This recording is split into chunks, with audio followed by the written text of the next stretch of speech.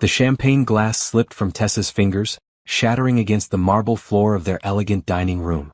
The sound echoed through the sudden silence that had fallen over their anniversary party like a death shroud. 20 guests froze mid-conversation, their eyes darting between Tessa and the innocent 3-year-old girl who had just destroyed a decade of marriage with one simple word. Daddy. Little Mia had squealed with pure joy, running on tiny legs toward Ryan, Tessa's husband of 10 years, with arms outstretched. She launched herself into his embrace with the natural ease of a child who had done this countless times before. Ryan caught her instinctively, his face draining of all color as reality crashed down around them. The worst part wasn't the word itself. It was how Ryan's body responded, the automatic way he lifted Mia, the practiced motion of settling her on his hip, the unconscious smile that flickered across his face before horror replaced it. This wasn't the first time. This was routine. Tessa felt her knees buckle as the pieces clicked into place with sickening clarity. The business trips that coincided with Nicole's girls' weekends. The way Mia had Ryan's exact shade of green eyes. The photo on Nicole's phone she'd glimpsed last month. A man's hand she'd assumed belonged to some mystery boyfriend Nicole was keeping secret. Tessa, I can explain. Nicole's voice cracked across the room, but Tessa couldn't hear her over the roaring in her ears. The anniversary party continued around them in slow motion. Their families, their friends, their colleagues all watched as 10 years of what Tessa thought was a perfect marriage revealed itself to be built on lies. The white roses Ryan had surprised her with that morning, the same flowers he'd given her on their first date, suddenly looked like funeral arrangements. Mama, why is everyone quiet? Mia's confused voice cut through the tension as she looked around at the frozen faces. Nicole stumbled forward, her designer dress wrinkled, her perfectly styled hair falling into her face. Mia, honey, come to Mama. But Mia clung tighter to Ryan, her little fist gripping his shirt. Tessa watched her best friend since college, the woman who'd been her maid of honor, who'd helped her pick out this very house, who'd cried with her through 3 miscarriages, reach for the child who was obviously not just hers. How long? Tessa's voice came out as a whisper, but in the absolute silence of the room, everyone heard it. Ryan's mouth opened and closed like a fish gasping for air. Mia had settled against his chest, her thumb in her mouth, completely unaware that she'd just detonated a bomb that would level everything Tessa had built her life around. Tessa, please, not here, not like this. Ryan finally found his voice, but it sounded foreign to her ears. How long? The scream tore from Tessa's throat, raw and primal, causing several guests to step back and Mia to whimper against Ryan's shoulder. The grandfather clock in the corner, an anniversary gift from Ryan's parents, ticked loudly in the silence. Tessa counted 7 ticks before Nicole broke. For years, she whispered, the words hitting Tessa like physical blows. For years. Mia was 3 years old. Tessa's math had never been sharper. The affair had started before Nicole even got pregnant. While Tessa was planning surprise anniversary trips and dreaming of the family she and Ryan would have someday, her husband was creating that family with someone else. The room began to spin. Tessa gripped the back of a chair, her knuckles white against the dark wood. Their guests shifted uncomfortably, unsure whether to leave or stay, whether to pretend they hadn't witnessed the complete destruction of what everyone thought was the perfect couple. I think we should go, someone murmured, but Tessa couldn't identify the voice through the fog of shock. No. The word came out sharp and clear. Tessa straightened, smoothing down her red dress. The one Ryan had said made her look stunning, the one she'd bought specifically for tonight. Everyone stay. Finish your drinks. Enjoy the party. She moved through the crowd with mechanical precision, her smile never wavering even as tears began to streak down her cheeks. After all, it's not every day you discover your marriage has been a lie for 4 years. Tessa, Ryan stepped toward her, still holding Mia, who had begun to cry at the tension surrounding her. Don't. Tessa held up her hand, and he stopped as if she'd erected an invisible wall. Don't you dare speak to me right now. She turned to Nicole, who stood frozen by the champagne table, tears running down her face, mascara creating dark trails on her light brown skin. They'd been friends for 15 years. College roommates. Each other's bridesmaids. Confidants who shared everything. Everything except this. I trusted you with my life, Tessa said quietly, her voice carrying clearly through the silent room. I trusted you with my marriage. I told you things I never told anyone else. Nicole's sob caught in her throat. Tessa, I never meant for this to happen. It just what? You just accidentally slept with my husband for 4 years? You just accidentally had his baby? You just accidentally brought her here tonight, knowing she might call him daddy in front of everyone? The truth hit Tessa like another blow. This wasn't an accident. This was intentional. Nicole had brought Mia here tonight knowing exactly what might happen. After 4 years of secrets, she was tired of hiding. You planned this, Tessa breathed, the realization making her stomach turn. You wanted me to find out like this. In front of everyone. On our anniversary. Nicole's face crumpled and Tessa had her answer. The betrayal cut deeper than the affair itself. This public humiliation was calculated. While Tessa had been planning a celebration of love, Nicole had been planning the destruction of her marriage. Get out. Tessa's voice was deadly calm now. Both of you. Get out of my house. Tessa, we need to talk about this, Ryan started. We. Tessa's composure shattered again. There is no we anymore. There hasn't been a we, for 4 years apparently. There's just been you and her and me living in a fantasy. She looked around at their guests, friends who'd celebrated with them, family members who'd toasted their happiness, colleagues who'd envied their relationship. All of them had just witnessed the complete destruction of everything she thought she knew about her life. The party's over, she announced, her voice steady despite the tears. Thank you all for coming to witness the end of my marriage.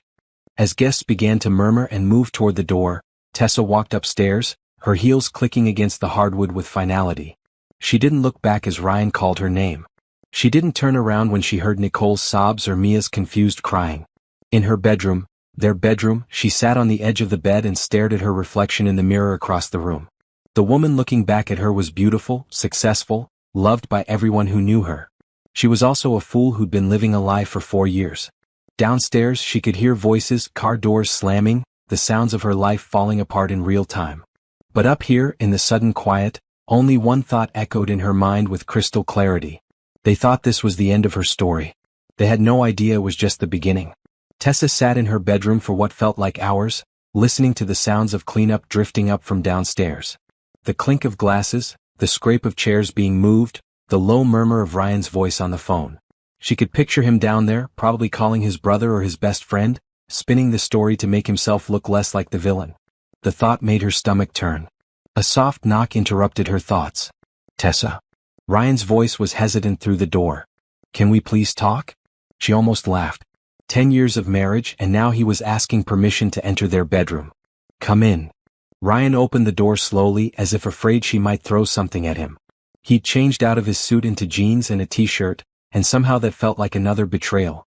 He was already moving on, getting comfortable, while she sat here in her anniversary dress feeling like her world had ended. Everyone's gone, he said, hovering near the doorway. Good. Tessa, I know you're angry. Angry?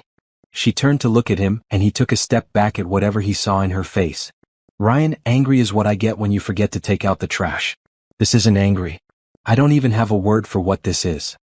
He ran his hands through his hair, a gesture she'd once found endearing. Now it just annoyed her. I never meant for you to find out like this. How did you mean for me to find out? Or were you planning to take this secret to your grave? I don't know. His honesty surprised her. I kept thinking I would end it, but Mia, she complicated things. Mia. Tessa tested the name on her tongue. Your daughter. Ryan flinched. Yes. The daughter you have with my best friend. Yes. The daughter who's been calling you daddy for how long? Since she could talk. The simple admission hit her like a physical blow. While Tessa had been grieving their inability to have children, while she'd been blaming herself for their failed pregnancies, Ryan had been playing father to another woman's child. His child. I've been to doctors, Ryan. I've had tests, procedures, medications. I blamed myself for our miscarriages. I thought I was broken. Her voice was eerily calm. Were you laughing at me? God, no. Tessa, the miscarriages had nothing to do with... Didn't they? She stood up, pacing to the window that overlooked their backyard. The fairy lights Ryan had strung up for the party were still twinkling, mocking her with their cheerful glow. You were getting everything you wanted from Nicole. Why would you care if I couldn't give you children? That's not fair. Fair? She spun around to face him. You want to talk about fair? Is it fair that I spent 4 years thinking we were trying to build a family together while you already had one with someone else? Is it fair that my best friend looked me in the eye every time I cried about another negative pregnancy test, knowing she was carrying your baby? Ryan's face crumpled. I'm sorry. Sorry doesn't fix this. I know. But I love you, Tessa. I've always loved you. The words that should have meant everything now meant nothing. If you loved me, you wouldn't have done this. It wasn't supposed to happen. Nicole was going through her divorce, she needed support. Support? Tessa's laugh was harsh. Is that what we're calling it? She was broken, Tessa. She needed someone. She needed someone, so you gave her my husband? Ryan moved closer and she could smell his cologne, the same scent she'd bought him for Christmas 2 years ago. It started as friendship. She was lonely, I was working too much, you and I were having problems with the fertility stuff. So this is my fault? No. That's not what I meant. But Tessa could see the truth in his eyes. Part of him did blame her. Part of him thought that if she'd been able to get pregnant, if she hadn't been so focused on their fertility struggles, if she'd been more available, this never would have happened. Where? The question slipped out before she could stop it. What? Where did this happen? Ryan's silence was answer enough. Here? Her voice was barely a whisper. In our house. Sometimes. The room seemed to tilt. Their bedroom, their kitchen, their living room. How many times had Nicole been here, not as Tessa's friend but as Ryan's lover? How many conversations had they had about Tessa while sitting on her couch, eating food from her kitchen, lying in her bed? The business trips? Some of them were real. And the others? We would go away together. With Mia. Family vacation. While Tessa worked overtime to pay for the fertility treatments, her husband was playing house with another woman and their child in some romantic getaway. Does she look like you? Tessa asked suddenly. What? Mia. Does she look like you? Ryan's throat worked as he swallowed hard. She has my eyes. I noticed. Tessa had spent enough time staring into those green eyes over the past 10 years to recognize them instantly in Mia's tiny face. What else? Tessa, please don't do this to yourself. What else? She demanded. She likes music like I do. She hums the same songs. Does Nicole send you pictures? Yes. Of Mia's first steps? First words? Birthday parties? Each yes was like a knife twist. Tessa thought about all the times Ryan had been distracted, smiling at his phone, claiming it was work emails. He'd been watching his daughter grow up in secret while Tessa grieved the children they couldn't have. I kept trying to end it, Ryan said desperately. But every time I tried, something would happen. Mia would get sick or Nicole would need help with something and I couldn't just abandon them. You abandoned me instead. I never abandoned you. I'm here. I've always been here. Your body was here. But you've been gone for 4 years. The truth of it settled between them like a heavy blanket. All those nights when Ryan seemed distant, all those conversations where he was present but not really listening, all those times she'd felt like she was talking to a stranger. Now she knew why. I want you to leave, she said quietly. Tessa, we can work through this. Marriage counseling, therapy, whatever you need. I need you to leave. This is my house too. The words hung in the air like a challenge. Tessa looked around the bedroom they'd shared for 8 years, at the photos on the dresser of their wedding and anniversaries, at the life they'd built together that was apparently all an illusion. You're right, she said finally. It is your house too. But I can't look at you right now without seeing her. I can't be in the same room as you without thinking about all the lies, all the times you came home to me after being with her. Where am I supposed to go? The question revealed everything about how Ryan saw this situation. He'd had 4 years to think about this moment, for years to plan for the possibility of getting caught, and he had no backup plan. He'd assumed he could have both women forever. I don't care, Tessa said and meant it. Go to your brother's. Go to a hotel. Go to Nicole's. Just go. I'm not giving up on us. There is no us. There hasn't been for 4 years. Ryan stood there for a long moment, looking like he wanted to say something else. Finally, he turned toward their closet and began pulling out clothes. Tessa watched him pack a bag with items she'd bought him, clothes she'd folded, shoes she'd helped him pick out. I'll call you tomorrow, he said when he finished. Don't. Tessa. I mean it, Ryan. Don't call me. Don't text me. Don't show up here. I need time to figure out what I'm going to do. He paused at the doorway, bag in hand. I love you. You love Nicole too, apparently. And Mia. Your love doesn't mean much anymore. After he left, Tessa sat in the sudden silence of her empty house. Their house. She could smell his cologne lingering in the air, could see the indentation in the bed where he'd sat while they talked. But for the first time in 4 years she was alone with the truth. And the truth was going to change everything. The next morning, Tessa woke up on the couch, still in her red anniversary dress. Sunlight streamed through the living room windows, illuminating the aftermath of the party. A forgotten champagne flute on the mantel, a napkin tucked behind a picture frame, the faint smell of expensive perfume and shattered dreams lingering in the air. Her phone showed 17 missed calls from Ryan, 12 from Nicole, and dozens of text messages she wasn't ready to read. She turned it off and headed upstairs to shower, trying to wash away the feeling that her skin was crawling with betrayal. But when she looked in the bathroom mirror, she saw something unexpected in her reflection. Yes, her eyes were puffy from crying and her hair was a mess, but underneath the obvious pain was something else. Something harder. Something that hadn't been there yesterday. Determination. She showered methodically, taking her time, thinking through everything that had happened. 4 years of lies. 4 years of playing the fool while her husband and best friend built a secret life together. 4 years of being the outsider in her own marriage. But they'd made a crucial mistake last night. They'd assumed that exposing the truth would break her.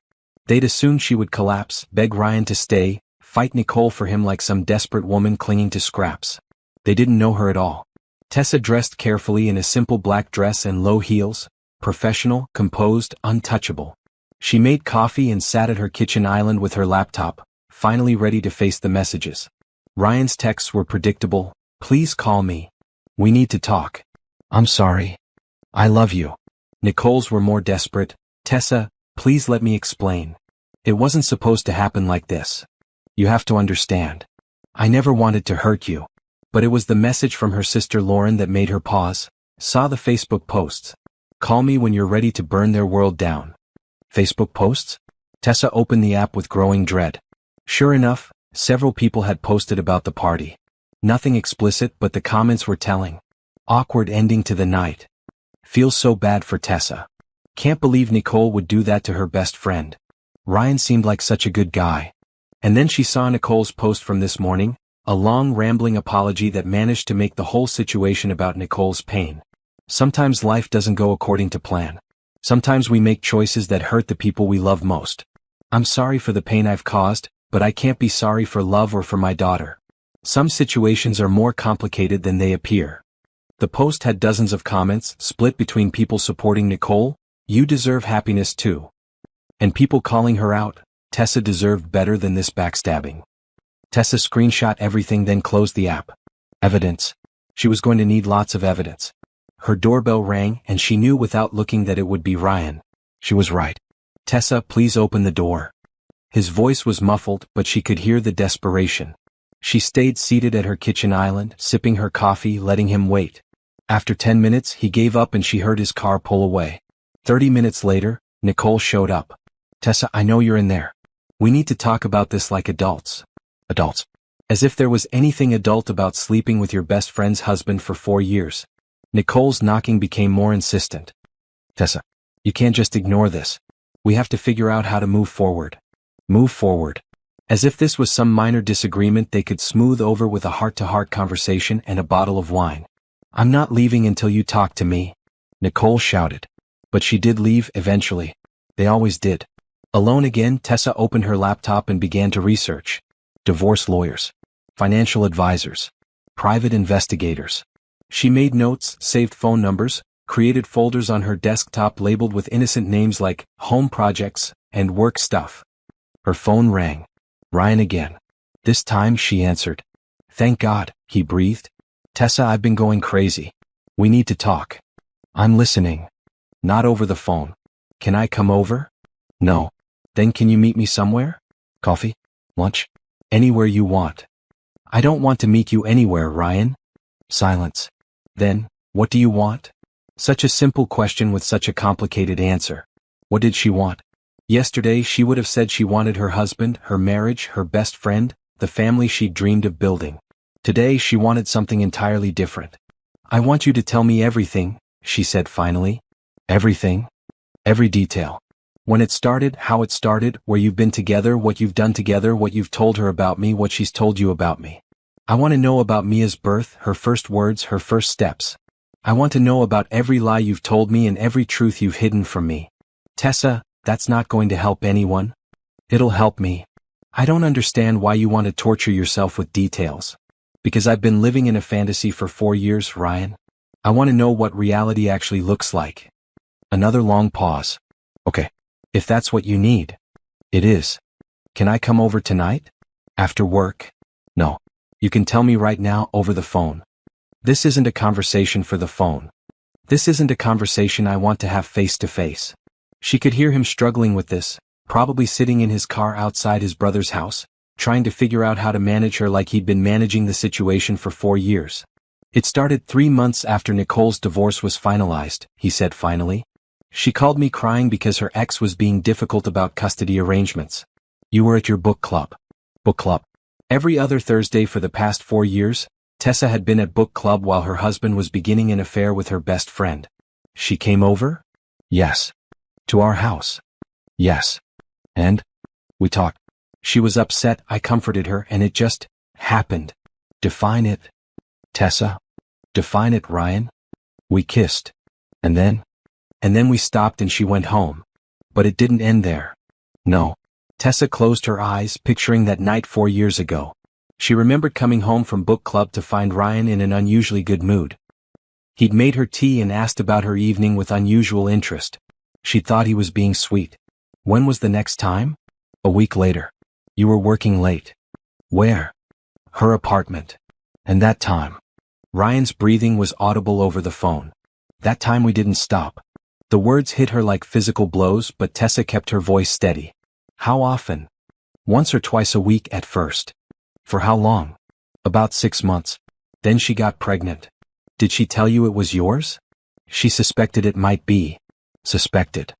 She wasn't sure. She'd been dating someone casually. But you knew. When Mia was born, yeah. I knew.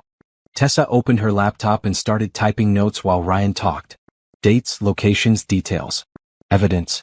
Did Nicole ask you to leave me? Sometimes. What did you tell her? That it was complicated. Because you didn't want to give up your comfortable life. Because I loved you both. You don't get to love us both, Ryan. That's not how marriage works. I know that now. You knew it then too. You just didn't care. As Ryan continued talking, painting a picture of secret meetings and stolen moments and a double life that had gone on right under her nose, Tessa felt something interesting happening to her emotions. The devastating pain was still there, but it was changing shape, hardening into something more useful. Anger. Not the explosive rage from last night, but something colder. More focused. More dangerous. I need to go, she said when Ryan finished his confession. Wait, what happens now? Where do we go from here? I don't know yet. Tessa, I meant what I said last night. I love you. I want to fix this. You can't fix this, Ryan. I can try. We can try. No, she said quietly. We can't. She hung up and stared at her notes. 4 pages of details about the secret life her husband had been living. 4 pages of evidence that her marriage had been a lie. But also 4 pages of ammunition. Tessa smiled for the first time since last night. It wasn't a happy smile, but it felt good. Ryan and Nicole thought this story was over.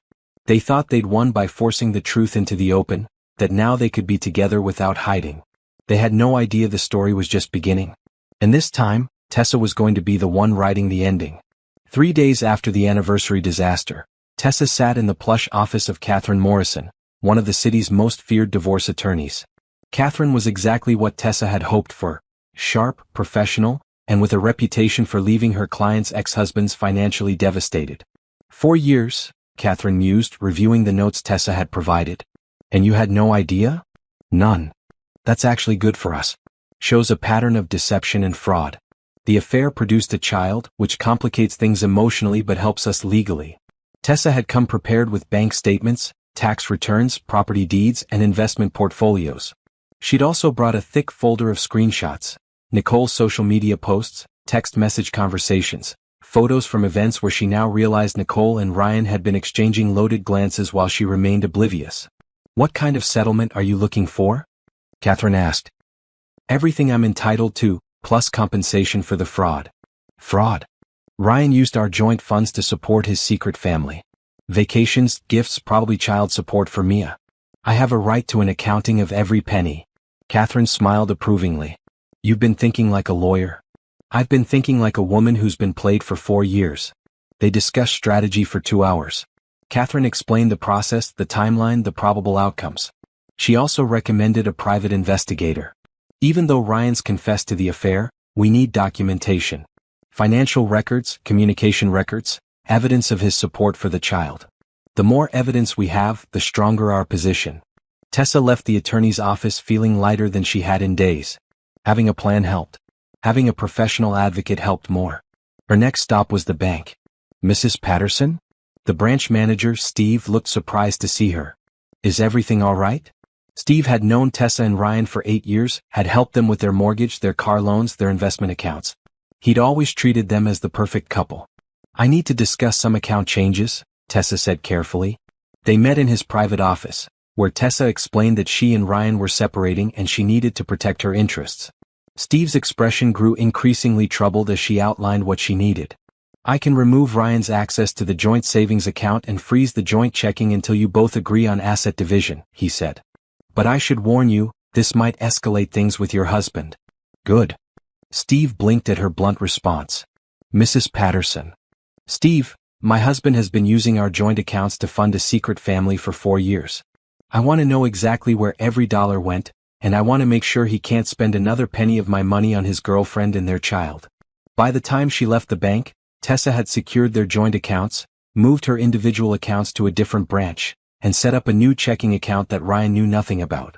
She'd also requested detailed statements going back 5 years. Her phone had been buzzing constantly, Ryan calling, Nicole calling, even some of their mutual friends trying to reach her. She ignored them all. Instead, she drove to her sister Lauren's house. Lauren took one look at her and poured 2 large glasses of wine, even though it was only 3 in the afternoon. How are you holding up? Lauren asked. Better than expected. Really? Really? Tessa settled into Lauren's familiar couch, feeling safe for the first time in days. I think I was ready for this to be over before I even knew it was over. What do you mean? The past year, maybe longer, I felt like something was wrong but I couldn't put my finger on it. Ryan was distant, distracted. Our conversations felt forced. I thought it was stress from the fertility treatments, but now I know it was guilt. Lauren studied her sister's face. You don't look like a woman whose world just fell apart. My world didn't fall apart. My illusions did. There's a difference. So what's the plan? Tessa smiled, the same cold smile from the other day. I'm going to make them both pay for what they did. Tessa? Not with violence or anything crazy. But they humiliated me publicly, they stole 4 years of my life, and they used my own money to fund their affair. There have to be consequences. What did the lawyer say? That I have a very strong case. Ryan's going to lose a lot more than he gained. They talked strategy over wine and takeout Chinese food. Lauren, who worked in public relations, had some interesting ideas about reputation management. Nicole's a social media manager, Lauren pointed out. Her whole career depends on her online reputation. And Ryan works for that conservative financial firm. They're not going to like this scandal. I hadn't thought about their careers. You should hit them where it hurts. How? Leave that to me. That evening, Tessa returned to her empty house feeling more in control than she had since the anniversary party. She'd spent the day taking concrete steps to protect herself and plan her future. Felt good. Ryan's car was in the driveway. She found him in the kitchen cooking dinner. He looked up hopefully when she walked in. I thought you might be hungry when you got home, he said, as if this was a normal evening in their normal marriage. I told you not to come here. This is still my house too. Not for long. Ryan's face fell. You filed? Not yet. But I will. Tessa, please. Can we just have dinner and talk? Like we used to. She looked at him standing there in their kitchen, wearing the apron she'd bought him last Christmas, cooking in the pans she'd picked out when they moved in together. He looked so normal, so much like the husband she'd thought she knew. We never talked like normal people, Ryan. I talked, and you pretended to listen while thinking about Nicole. That's not true. Isn't it? She moved to the refrigerator and pulled out a bottle of water, deliberately casual. Tell me about last Tuesday. What about it? You came home late. Said you had a client dinner. What did we talk about when you got home? Ryan's face went blank. I don't remember exactly. I told you about my promotion opportunity. The transfer to the Seattle office. I was excited because it would mean a 20% raise and a chance to run my own team. Recognition dawned in his eyes. Right, the Seattle thing. I asked what you thought. You said it sounded great. You said we should talk about it more over the weekend. We should have. We didn't though. Because you were thinking about Nicole and Mia, wondering how a move to Seattle would affect your ability to see your daughter. Ryan's silence confirmed her suspicions. That's what I mean, Tessa continued. We haven't had a real conversation in years. You've been managing me, not talking to me. I was trying to protect you. From what? From getting hurt. How'd that work out? Ryan turned back to the stove, stirring something that smelled like the pasta sauce he used to make when they were dating. Another manipulation, another attempt to remind her of better times. I need you to leave, she said. I made enough for both of us. I'm not hungry. Tessa, we have to figure out how to move forward. No, we don't. You forfeited any say in how I move forward when you decided to have a secret family with my best friend. She's not your friend anymore. The comment was so stupid it actually surprised her. That's your takeaway from this situation? That Nicole and I aren't friends anymore? I just meant. You meant that now that your secret is out, you and Nicole can be together without worrying about me. You meant that this worked out exactly like you wanted it to. That's not what I wanted. No? Then what did you want, Ryan? To keep both of us? To have me at home playing the devoted wife while you played house with Nicole and Mia on the side? I wanted to find a way to make everyone happy. By lying to everyone. I was trying to figure out the right thing to do. For 4 years. It was complicated. It wasn't complicated. The words exploded out of her. You made it complicated by being a coward. The right thing to do was to choose. If you wanted Nicole, you should have left me. If you wanted me, you should have ended it with her. But you didn't want to give up anything, so you took everything and left me with nothing. Ryan turned off the burner and faced her fully. You're right. The simple admission caught her off guard. You're absolutely right, he continued. I was selfish and cowardly and I hurt everyone I claimed to love. I know I can't undo that. But I want to try to fix what I can. You can't fix this. I can try to fix us. There is no us. There could be. No, Ryan. There couldn't. She walked to the counter where her purse sat, pulled out a business card and handed it to him. Catherine Morrison, he read aloud. Attorney at law. She's representing me in our divorce. Ryan's face went white. You're serious. Dead serious. Tessa, please don't do this. Not yet. Give us a chance to work through this. What would you suggest? Couples therapy? A romantic getaway? Maybe we could double date with Nicole and whoever she's pretending to be with now. I'll end it with Nicole. You should have ended it 4 years ago. I'll end it now. It's too late. It's not too late. I choose you, Tessa. I choose our marriage. She stared at him, this man she'd loved for over a decade, and felt absolutely nothing. Not love, not hate, not even pity. Just a vast emptiness where her feelings for him used to be. You don't get to choose now, she said quietly. You made your choice 4 years ago and then you made it again every day for 4 years. Every time you lied to me, every time you went to her, every time you came home and pretended to be my husband while thinking about your real family, you chose. Mia isn't my real family. You are. Mia is your daughter. You could be too. We could adopt or try IVF again or... Stop. The word came out sharp and final. Don't you dare use children as a bargaining chip. Don't you dare pretend that having a baby with me would somehow balance out the baby you had with her. Ryan's shoulders sagged. What do you want me to do? I want you to leave. I want you to stop calling me. I want you to communicate with me only through lawyers. And then what? And then you get to live with the consequences of your choices. What about forgiveness? What about second chances? You had 4 years of second chances. Every morning you woke up, you could have chosen to tell me the truth. Every night you came home, you could have chosen to end it with Nicole. Every time Mia called you daddy, you could have chosen to figure out a way to be honest with everyone involved. I was scared. Of what? Of losing you. So instead you stole 4 years of my life? Ryan had no answer for that.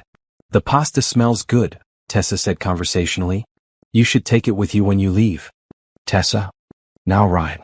Leave now. He turned off the stove and stood there for a moment, looking around the kitchen as if memorizing it. Then he walked to the door, pausing with his hand on the handle. I do love you, he said without turning around. I know, Tessa replied. That's what makes this so much worse. After he left, Tessa sat in her quiet kitchen, smelling the lingering traces of his cologne and the dinner he tried to use to manipulate her emotions. But instead of feeling sad or lonely, she felt something else entirely. Relief. For the first time in 4 years she was alone with the truth. And the truth was going to set her free. She picked up her phone and called Catherine Morrison. I want to file tomorrow, she said when the attorney answered. And I want to make sure Ryan and Nicole both understand that this is just the beginning. 2 weeks into her new reality, Tessa met with James Chin, the private investigator Catherine had recommended. James had the kind of forgettable face that probably served him well in his profession. Average height, brown hair, quiet demeanor. But his eyes were sharp and his questions were thorough. Your attorney says you need documentation of the affair and any financial support your husband provided to his other family, James said, consulting his notes. That's right. How detailed do you want this investigation to be? Very detailed. James looked up from his notepad. Mrs. Patterson, I have to ask, what's your end goal here? Because the more detailed the investigation, the more expensive it gets, and the more painful the information tends to be. Tessa had been thinking about this question for 2 weeks. My end goal is to make sure that Ryan and Nicole face real consequences for what they did.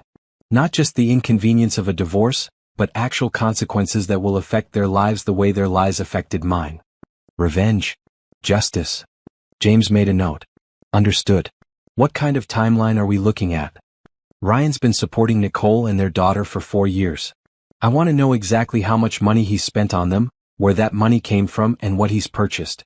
I also want to know about their relationship, where they've traveled together, how often they've been together, whether they've been making long-term plans. You think they were planning to leave their respective spouses? I think they got comfortable with the situation and assumed it could continue indefinitely. But I want to know if they ever discussed ending their marriages to be together.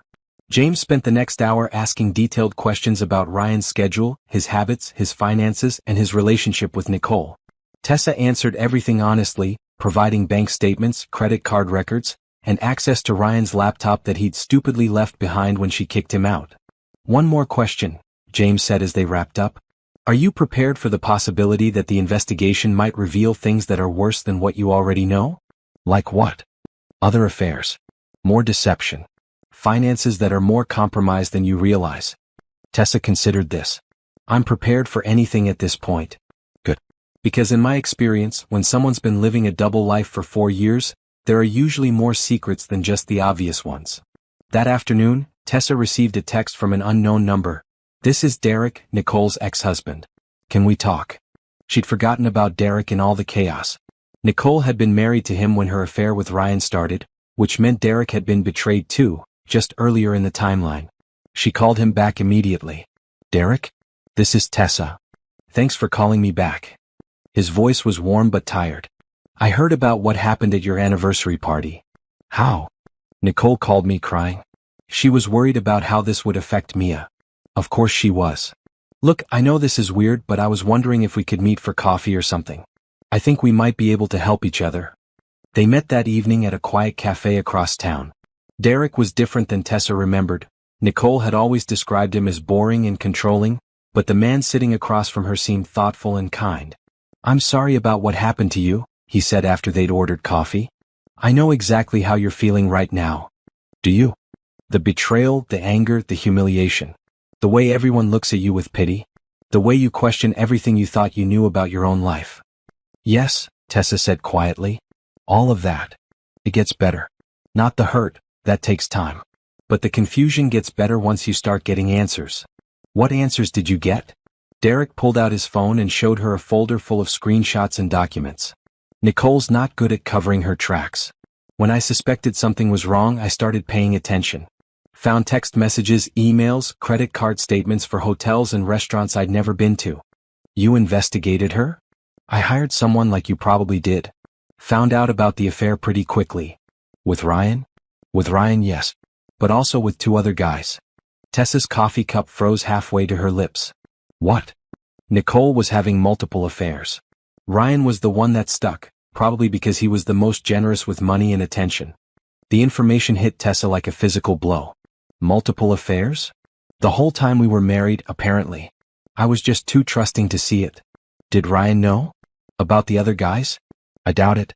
Nicole's good at compartmentalizing her lies. Tessa stared at Derek, processing this new information. Why are you telling me this?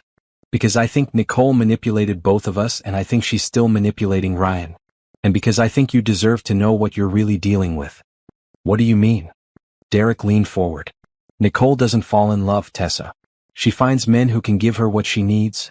Money, attention, stability, and she takes it. When she's done with them or when they stop being useful, she moves on. You think she's using Ryan? I think she was using Ryan to have the family life she wanted while staying married to me for financial security. When I found out and divorced her, she had to make Ryan her primary target. And now that your marriage is over, she doesn't need to hide anymore. Which means Ryan is about to learn what I learned, that Nicole only cares about Nicole. They talked for 2 hours. Derek shared details about Nicole's patterns, her manipulation tactics, her ability to play victim while causing maximum damage to everyone around her. He also shared something else. I kept copies of everything, he said. All the evidence from my investigation, all the proof of her affairs, all the financial records showing how she used my money to fund her double life. Why? Because I knew someday she'd hurt someone else the way she hurt me, and I wanted to be able to help them. Derek handed her a flash drive. Everything's on there. Dates, times, names, places, amounts. 4 years of evidence that Nicole is a serial cheater who targets married men. Derek, it's ammunition, he said simply. Use it wisely. That night, Tessa sat at her kitchen table with Derek's flash drive and her laptop, going through years of evidence that painted a picture of Nicole she'd never seen before. Hotel receipts for affairs with 3 different married men. Credit card statements showing expensive dinners and shopping trips funded by Derek's accounts. Text message conversations where Nicole laughed about how easy it was to manipulate lonely husbands. One conversation made Tessa's blood run cold. Nicole, Tessa is so pathetic. Always talking about wanting babies. If she knew her precious husband was giving me everything she wants, she'd probably kill herself. Unknown number, you're evil L. Nicole, I'm practical. Ryan gives great gifts and Tessa pays for them. It's perfect. The messages were dated 6 months ago. Tessa screenshot everything, organized it into folders, and began to see the full scope of what had been done to her. This wasn't just an affair. This wasn't even just a 4-year deception. This was a calculated, deliberate destruction of her life by someone she trusted completely. Her phone buzzed with a text from Ryan. Can we please talk? I miss you. For the first time since the anniversary party, Tessa smiled a real smile. She was going to destroy them both. 3 weeks after the anniversary disaster, Tessa was no longer the devastated wife everyone expected her to be. She was something far more dangerous. A woman with a plan, resources, and nothing left to lose. Her first call Monday morning was to her boss, Patricia. Tessa, how are you holding up? I heard about. Patricia's voice trailed off diplomatically. I'm doing better than expected. Actually, I'm calling about the Seattle position. Oh. Patricia sounded surprised. Are you sure you want to think about a major move right now? I'm sure. In fact, I think it's exactly what I need. They discussed the details. The position was hers if she wanted it. A promotion to regional director with a substantial salary increase and a full relocation package. Most importantly, it would put 3,000 miles between her and the wreckage of her old life. When would you need an answer? Tessa asked. End of the month. But Tessa, are you certain?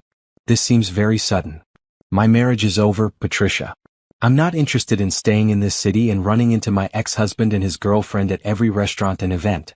I want a fresh start. Well, if you're sure, the job is yours. Next, Tessa called her sister Lauren. I need a favor, Tessa said without preamble. Anything. I need you to help me plan a party. A party? Tessa, are you feeling okay? I'm feeling better than I have in years. I want to throw a housewarming party. You're not moving houses. No, but Ryan is. He's been staying at his brother's place, but he'll need to find somewhere permanent soon. I thought we should celebrate his new living situation. Lauren was quiet for a moment. This sounds like revenge. This sounds like closure. What do you need me to do? Tessa outlined her plan. It was elegant in its simplicity and devastating in its potential impact. Jesus, Tessa. That's. Lauren paused. That's brilliant. And probably evil. They destroyed my life publicly. Turnabout is fair play. I'm in.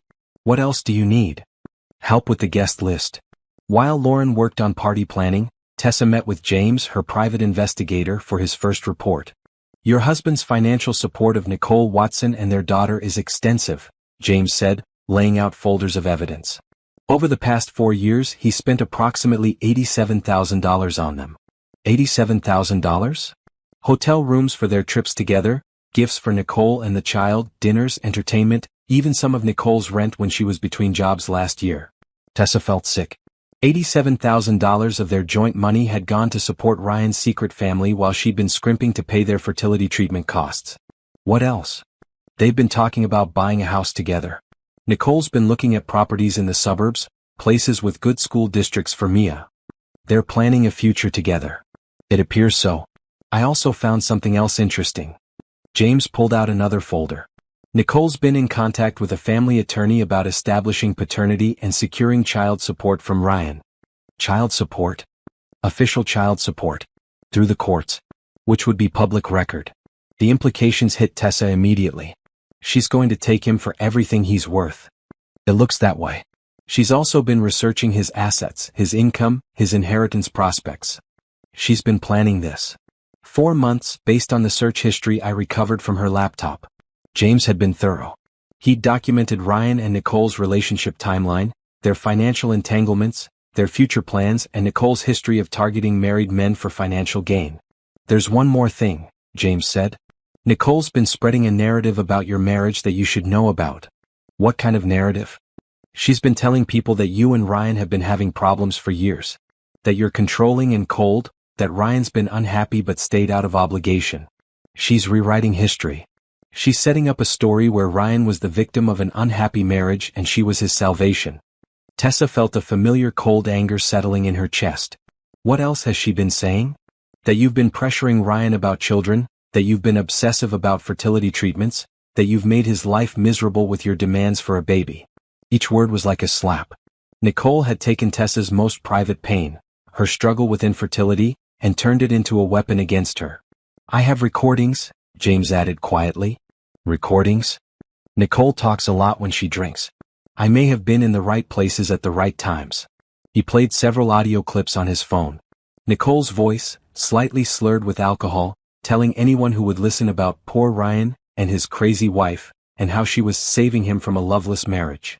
This woman has been destroying your reputation while sleeping with your husband, James observed. Not anymore, Tessa said grimly. That evening, Derek called with more information. I've been thinking about what you're planning, he said, and I want to help. Why?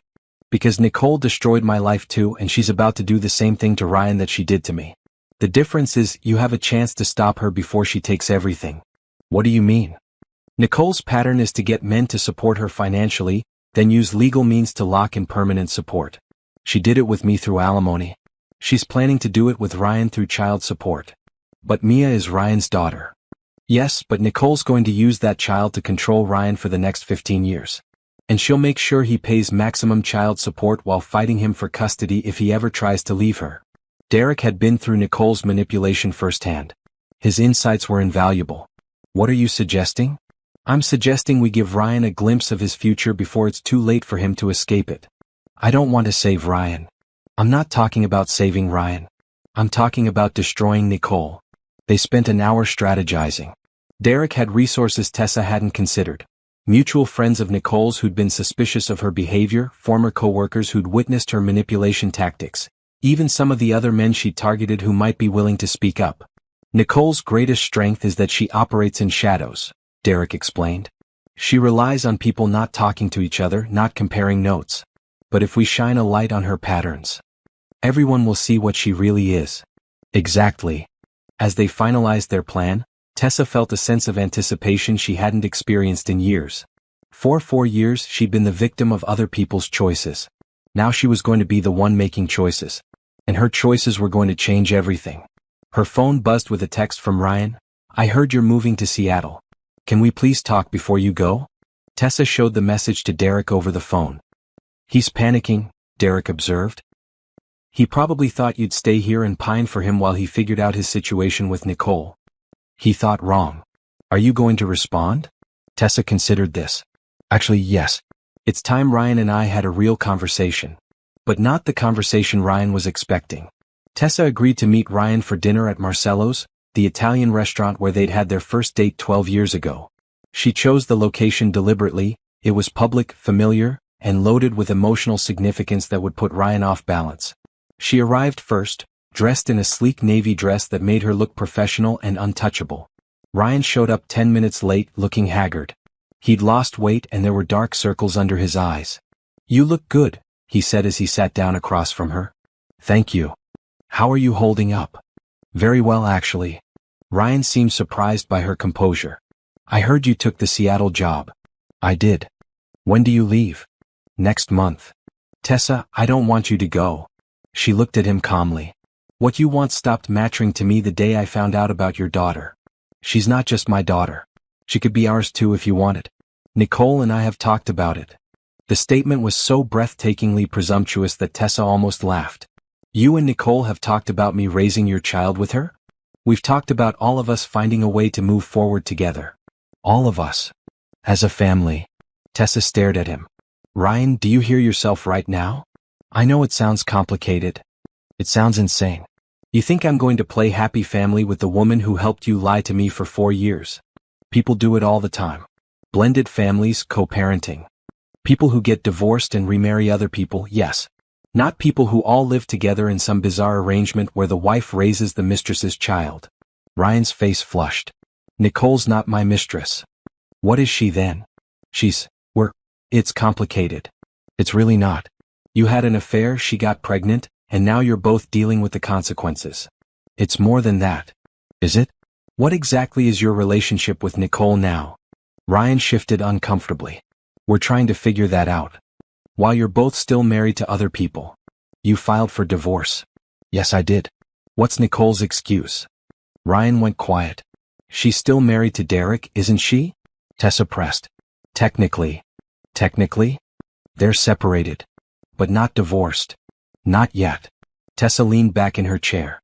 So Nicole has been married to Derek, having an affair with you, and now she's separated from Derek but not divorced, and you want me to join this happy little family arrangement? When you put it like that, it sounds bad. It is bad, Ryan. Their server approached with menus, but Tessa waved him away. We won't be staying long. Tessa, please. Just hear me out. I'm listening. I love you. I've always loved you. But I love Nicole too and I love Mia. I can't choose between you. You already chose. 4 years ago. I chose to have an affair. That doesn't mean I chose to end our marriage. Yes, it does. No, it doesn't. Marriages survive affairs all the time. Not affairs that produce children, Ryan. Not affairs that last 4 years. Not affairs with the wife's best friend. Other marriages have survived worse. Name one. Ryan couldn't. Here's what I think happened, Tessa said conversationally. I think you and Nicole got caught up in the excitement of sneaking around. You felt like teenagers having secret meetings and stolen moments. It was thrilling. Ryan didn't deny it. But now the secret's out and it's not exciting anymore. It's just messy and complicated in public. Nicole's putting pressure on you to leave me and marry her, but you don't want to give up the comfortable life we built together. That's not. And I think Nicole's been making demands. About money, about time, about your future together. I think she's not as understanding about your divided loyalties as she used to be. Ryan's silence told her she was right. How much is she asking for in child support? Tessa asked. What? Nicole. How much child support is she asking for? I don't know what you're talking about. Ryan, I know she's been researching legal options for securing support for Mia. I know she's been in contact with family attorneys. The color drained from Ryan's face. How do you know that? I know a lot of things now. I know about the $87,000 you've spent on Nicole and Mia over the past 4 years. I know about the house you two have been planning to buy together. I know about Nicole's other affairs. Other affairs? You didn't know? Nicole's been cheating on Derek with multiple men for years. You're just the one who stuck around. Ryan stared at her. That's not true. It is true. I have evidence. Even if it were true, that was before us. That was when she was married to Derek. Some of it was during us, Ryan. Nicole was juggling you and at least one other man for the first 2 years of your relationship. You're lying. Tessa pulled out her phone and showed him one of the photos Derek had provided. Nicole and an unknown man at a hotel. Timestamp showing it was taken 8 months after Mia was born. Ryan studied the photo, his face growing paler. Who is this? I don't know his name. But I know Nicole was with him while she was telling you that you were the love of her life. This could be innocent. Could be. Except she's kissing him. Ryan zoomed in on the photo and Tessa watched the realization hit him. She's been playing you, Ryan? The same way she played Derek. The same way she played me. No. Yes. And now that our marriage is over, she doesn't need to sneak around anymore. She can make demands. Legal demands. Nicole loves me. Nicole loves what you can provide for her and Mia. There's a difference. Ryan sat in silence, staring at the photo. I'm not telling you this to hurt you, Tessa said gently. I'm telling you because you deserve to know what you're really dealing with. Why do you care what happens to me? I don't. But I care what happens to the truth. Tessa stood up, leaving money on the table for her water. Where are you going? Home. To pack. Tessa, wait. She paused. What if you're wrong about Nicole? Then you'll be very happy together and none of this will matter. And if you're right? Then you're about to learn what Derek learned 3 years ago. Which is that Nicole doesn't love anyone but Nicole. Tessa left Ryan sitting alone at the table, staring at the photo on her phone screen. She'd planted the seeds of doubt exactly as she'd intended. Now she just had to wait for them to grow. Her phone buzzed as she walked to her car. A text from Lauren, party invitations are ready to send. Are you sure about this? Tessa looked back through the restaurant window at Ryan, still frozen at their table. I'm sure. Send them tomorrow. It was time for the final act. The invitations went out on Thursday morning, elegant cream cardstock with gold lettering. Join us for a celebration of new beginnings and fresh starts. Come toast Ryan and Nicole as they begin their new life together with their beautiful daughter Mia. Finally, love wins. Saturday evening, 7 p.m. at Nicole's apartment. Lauren had included the address and a note about appetizers and cocktails being provided. She'd sent invitations to everyone who'd been at Tessa's anniversary party, plus Nicole's co-workers, Ryan's colleagues, both of their families and their entire social circle. By Friday afternoon, Tessa's phone was buzzing constantly. Did you send out invitations for Ryan and Nicole's party? Her mother-in-law asked, clearly confused. I wanted to make sure everyone knew they were officially together now, Tessa replied sweetly. After hiding their relationship for so long, they deserve to celebrate publicly. But honey, it seems like the mature thing to do. They have a child together. They should be supported by their friends and family. Similar conversations happened throughout the day. People were confused, uncomfortable, unsure whether the invitations were genuine or some kind of mistake. But nobody wanted to be the one to suggest that Tessa was playing games. By Friday evening, both Ryan and Nicole were calling her frantically. Tessa, what the hell is this party? Ryan demanded when she finally answered his call. It's a celebration of your new relationship. I thought it was time everyone acknowledged what's been true for 4 years. You can't just throw us a party without asking. Why not? You've been making decisions about my life without asking for 4 years. This is different. How? This is public. So was our anniversary party. So was the moment when your daughter called you daddy in front of everyone. You two seem to like public moments. Tessa, please cancel this. I can't. The invitations have already gone out. People are expecting a party. Then we won't show up. That would be rude to your guests. Our guests? We didn't invite anyone. No, but I did. In your honor. Ryan was quiet for a long moment. What are you doing? I'm giving you what you wanted, Ryan. A chance to be public about your relationship with Nicole and Mia. This isn't what I wanted. No? Then what did you want? I wanted time to figure things out privately. You had 4 years of private time. Now it's time for public acknowledgement. Tessa hung up and immediately got a call from Nicole. Tessa, we need to talk. I think we've said everything that needs to be said. You can't throw us a party? This is insane. What's insane about celebrating love? You two are finally free to be together openly. This is a good thing. It's not a good thing. People aren't ready for this. People seemed ready to gossip about it at my anniversary party. That was different. How? Nicole was crying now. Tessa, please. This will ruin everything. Everything was already ruined, Nicole. I'm just making it official. I never meant for this to happen. You brought Mia to my anniversary party knowing she might call Ryan daddy. You absolutely meant for this to happen. Not like this. How did you think it would happen? Did you think I would quietly disappear and you could pretend your relationship with Ryan started after my marriage ended? I thought we could find a way to make this work for everyone. By lying for 4 more years? By being sensitive to the situation. The situation is that you slept with my husband and had his baby. There's no sensitive way to handle that. Tessa, if you do this, if you force us into the open like this, it's going to destroy everything. Good. Nicole's sob caught in her throat. Why are you being so cruel? I'm not being cruel. I'm being honest. For the first time in 4 years, everyone is going to know the truth. Saturday evening arrived with perfect weather, clear skies, mild temperature, ideal for a party. Tessa positioned herself across the street from Nicole's apartment complex at 6:45 p.m., dressed casually and wearing sunglasses, ready to watch the show. The first guests arrived at 7 p.m. sharp. Ryan's parents looking confused and uncomfortable. They stood outside Nicole's building for several minutes, clearly debating whether to go up. More people began arriving. Nicole's co-workers, some of their mutual friends, Ryan's brother and sister-in-law.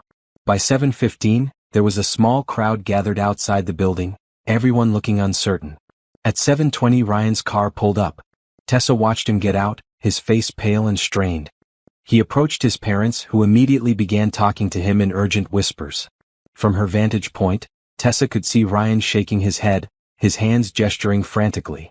Nicole appeared in the building's entrance, dressed in a simple black dress, her face streaked with tears. She walked toward the group, and Tessa could see the moment when Ryan's mother noticed Mia in Nicole's arms. The child was wearing a pink dress and had Ryan's unmistakable green eyes. Even from across the street, Tessa could see the resemblance. More guests continued to arrive, creating an increasingly awkward crowd on the sidewalk. People were starting to whisper, pointing, taking out their phones. This was exactly what Tessa had hoped for. At 7:30, Derek arrived.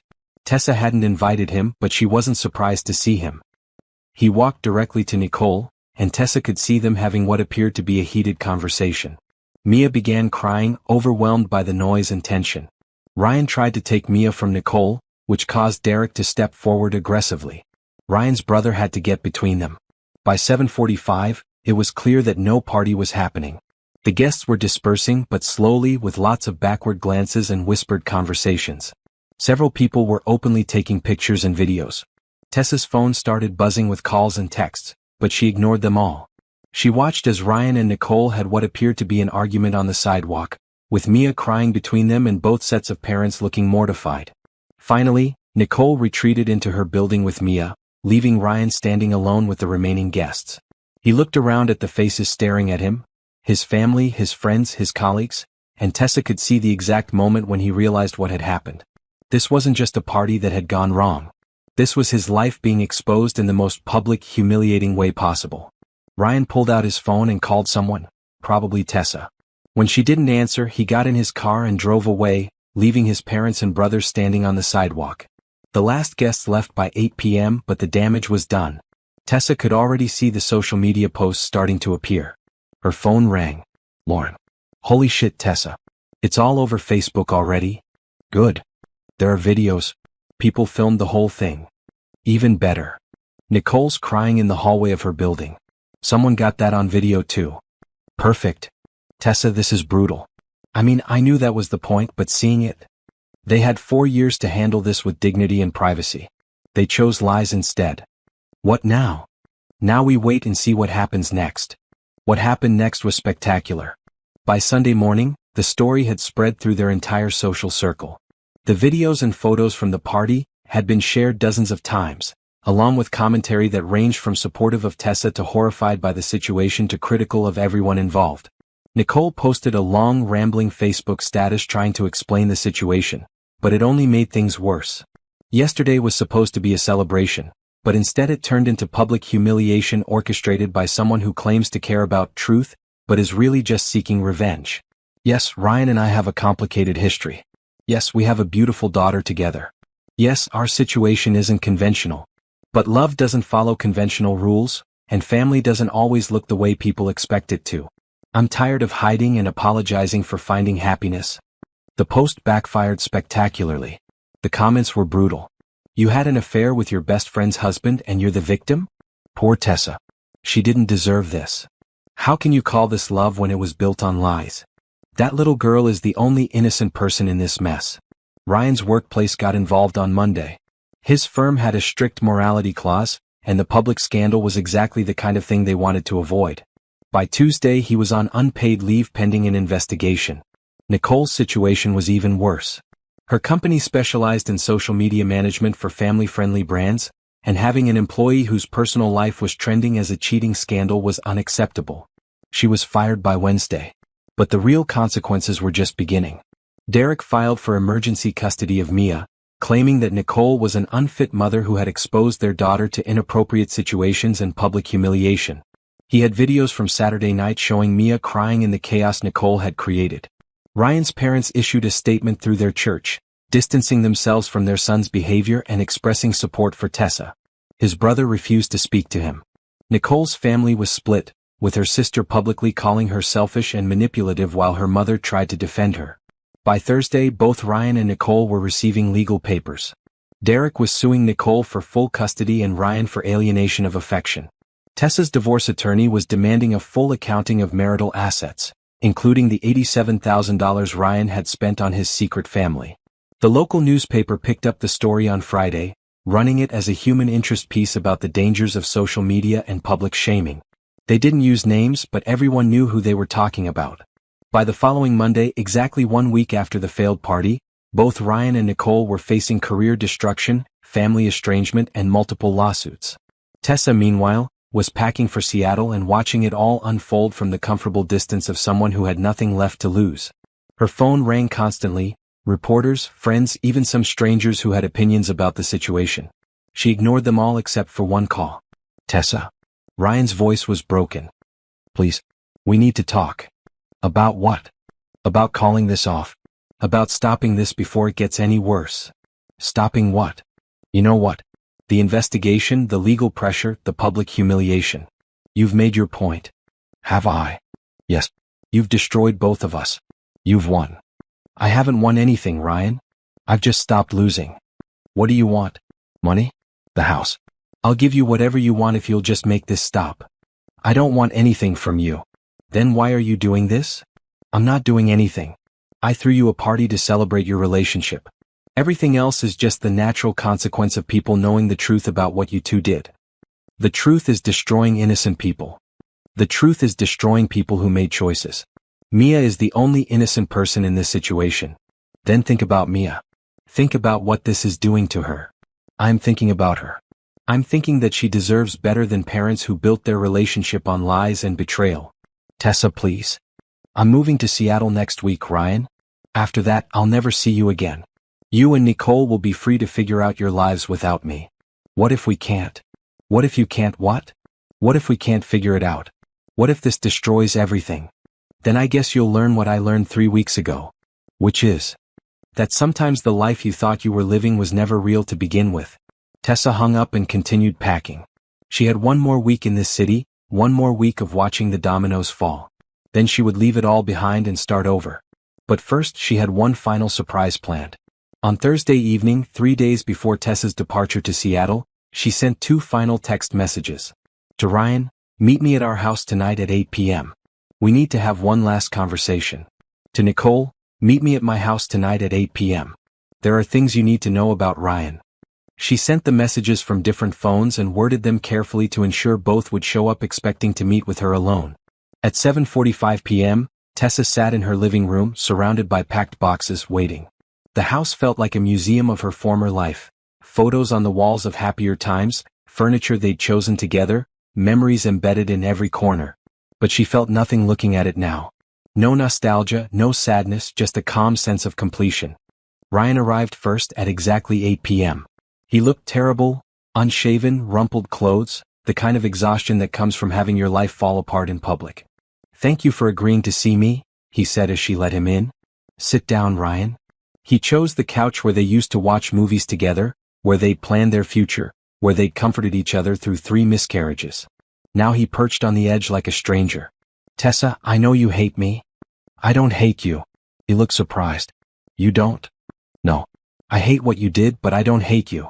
Hate requires caring, and I don't care about you anymore." The words hit him like a physical blow. "That's worse than hate," he said quietly. "Yes, it is." Before Ryan could respond, the doorbell rang. "Are you expecting someone?" he asked. "Yes." Tessa opened the door to reveal Nicole, who froze when she saw Ryan's car in the driveway.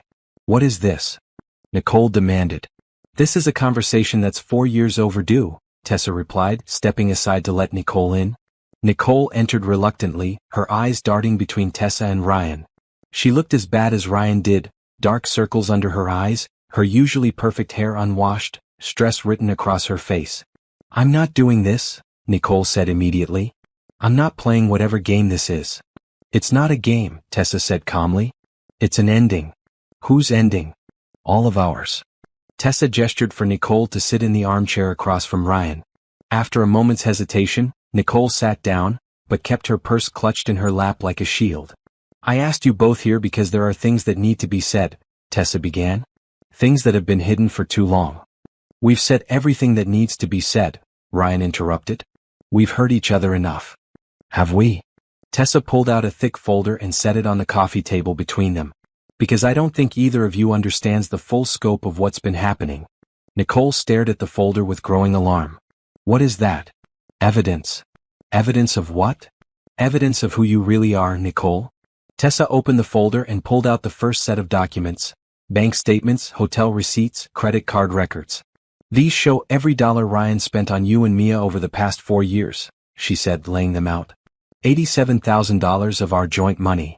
Ryan's face went pale. How did you get those? I hired an investigator. A very thorough one.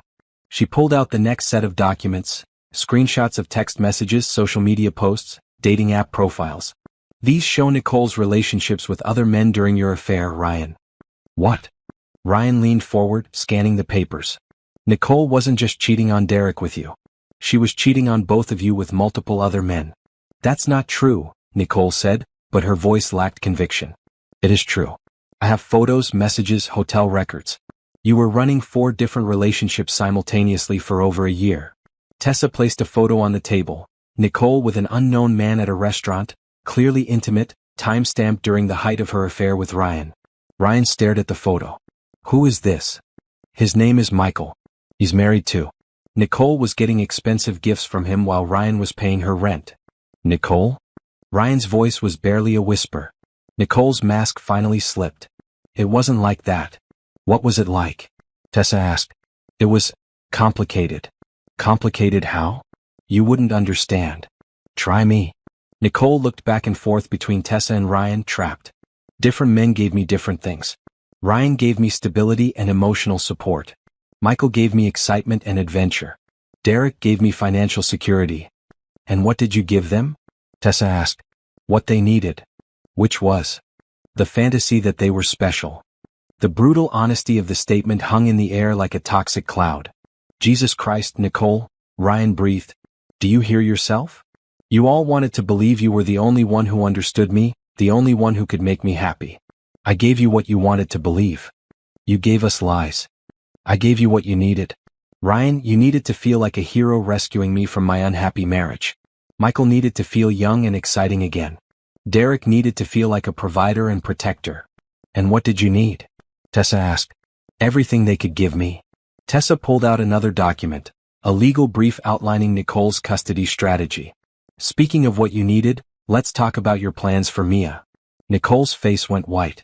You've been researching how to maximize child support from Ryan while minimizing his custody rights. You want him to pay as much as possible while seeing Mia as little as possible. That's not. It's all documented, Nicole. Your search history, your consultations with attorneys, your financial projections. You've been planning to use Mia as a paycheck. Ryan grabbed the documents, reading quickly. You want primary custody and maximum support? Nicole, that would bankrupt me. You should have thought about that before you had an affair. We had an affair. Together. No, Ryan. You had an affair. I had a strategy. The cold calculation in her voice seemed to finally wake Ryan up to what he was dealing with. You planned this, he said slowly. All of it. I planned to survive. I planned to take care of my daughter. You planned to destroy people. I planned to get what I deserved. What you deserved? Tessa stood up, her calm facade finally cracking. You destroyed my marriage, stole 4 years of my life, and used my own money to fund your lies. What exactly did you deserve? I deserved to be happy. At everyone else's expense. Yes. Nicole was on her feet now too, her mask completely gone. Yes, at everyone else's expense. Do you know what my life was like before this? Do you know what it's like to be married to someone who controls every dollar you spend, who monitors every phone call you make, who treats you like property? That's what Derek did? Ryan asked. Derek was a controlling, manipulative man who made me feel worthless. So yes, I took what I could get from other men. I took money and attention and affection and anything else that made me feel human again. So you decided to make other people feel worthless instead? Tessa asked. I decided to survive. By destroying innocent people. There are no innocent people. Nicole screamed. Derek was controlling and abusive. Ryan was a cheater who wanted to have his cake and eat it too. You were a naive woman who refused to see what was right in front of her face. What was right in front of my face? That your marriage was already over. That Ryan was desperately unhappy. That he was looking for any excuse to leave you. Is that true? Tessa turned to Ryan. Ryan's silence was answer enough. So you both used me, Tessa said quietly. Ryan, you used me as a safety net while you figured out if you wanted to be with Nicole. And Nicole, you used me as cover for your affair while you milked Ryan for everything you could get. Neither of them denied it. And now that the truth is out, you're both angry that there are consequences. The consequences are destroying innocent people, Ryan said. Mia didn't ask for any of this. No, she didn't. But she's going to grow up knowing her parents built their relationship on lies and betrayal. That's on you, not me. Tessa walked to the window, looking out at the street where she'd lived for 8 years, where she'd built a life that turned out to be a complete fantasy. I'm leaving for Seattle tomorrow, she said without turning around. After tonight, I'll never see either of you again. Tessa, Ryan started. But before I go, I want you both to understand something. She turned back to face them. You think I orchestrated this revenge because I was angry. You think I destroyed your lives because I wanted you to hurt the way I hurt. Didn't you? Nicole asked. No. I did it because I wanted you both to face the truth about what kind of people you are. What kind of people are we? Ryan asked. You're cowards. Both of you. You're people who take what you want and justify it later. You're people who hurt others to avoid being uncomfortable yourselves. And what kind of person are you? Nicole shot back. Tessa smiled, the first genuine smile she'd had in their presence since the anniversary party. I'm someone who's finally free. She walked to the door and opened it. Now get out of my house. Both of you. As Ryan and Nicole gathered themselves to leave, Tessa had one final thing to say. Oh, and Nicole? Derek is filing for full custody of Mia. He has evidence of your affairs, your manipulation, and your plan to use Mia for financial gain. You might want to get a good lawyer. How do you know that? Because I gave him all the evidence he needed. Nicole's face crumpled. Why would you do that? Because Mia deserves better than parents who see her as a pawn in their games. After they left, Tessa sat alone in her empty house, surrounded by the remnants of her old life. Tomorrow she would drive to Seattle and start over. She would build a new life based on truth instead of lies, on her own choices instead of other people's deceptions. For the first time in 4 years she was free. And freedom felt better than revenge ever could. 6 months later, Tessa stood in her corner office on the 32nd floor of a Seattle high-rise, looking out at the Puget Sound. The view was spectacular. Mountains in the distance, ferries crossing the water, a city full of possibilities she was only beginning to explore. Her assistant knocked on the open door. Tessa? Your 3 p.m. is here. Send him in, please. Marcus Chin entered her office with a warm smile and a cup of coffee from the place downstairs that had become their regular meeting spot. He was the head of the marketing department, and over the past 3 months, their professional relationship had slowly evolved into something more personal. How did the presentation go? He asked, settling into the chair across from her desk. Better than expected. The Portland division wants to implement our strategy company-wide. That's fantastic. Congratulations. Marcus had been one of the first people to welcome her when she'd moved to Seattle. He was kind, funny, intelligent, and refreshingly honest about everything. When he'd asked her to dinner 2 months ago, she'd almost said no. The idea of trusting another man felt impossible. But Marcus was nothing like Ryan. He was direct about his feelings, consistent in his actions, and had no hidden agendas or secret lives. When Tessa had finally told him about her divorce, he'd listened without judgment and never once suggested she should forgive and forget, or move on for her own good. I have news, she said, pulling out her phone to show him a text message. Good news or bad news? Depends on your perspective.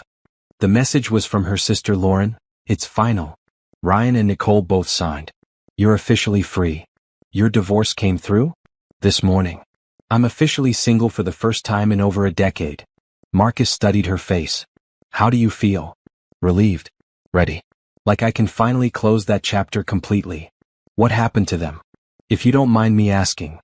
Tessa had shared most of the story with Marcus over the past few months, but they rarely talked about the aftermath. Ryan lost his job and had to move back in with his parents. He's working at a small accounting firm now, making about half what he used to make. Nicole lost the custody battle. Derek has primary custody of Mia, and Nicole gets supervised visitation twice a week. Supervised? The court found evidence that she'd been using Mia as a pawn in manipulation games with multiple men. They decided it wasn't in the child's best interest to have unsupervised access. And their relationship? Over. Turns out when the excitement of sneaking around was gone, they had nothing in common except their daughter. Marcus was quiet for a moment. Do you ever feel bad about how it ended? You mean, do I feel guilty about the consequences they faced? Yeah. Tessa considered the question. No. I feel sad for Mia, because she's the only truly innocent person in the whole situation. But Ryan and Nicole made their choices. They chose to lie, to cheat, to manipulate people who trusted them. The consequences came from their actions, not mine. You just made sure people knew the truth. I made sure people knew the truth, she agreed. Her phone buzzed with another message, this one from Derek. Mia asked if she could send you a drawing. I told her I'd ask if you'd like that. Tessa showed the message to Marcus. That's complicated. What do you think? I think Mia is an innocent child who's been hurt by her parents' choices. If she wants to send me a drawing, I'd be honored to receive it. Over the past 6 months, Derek had kept Tessa updated on Mia's progress.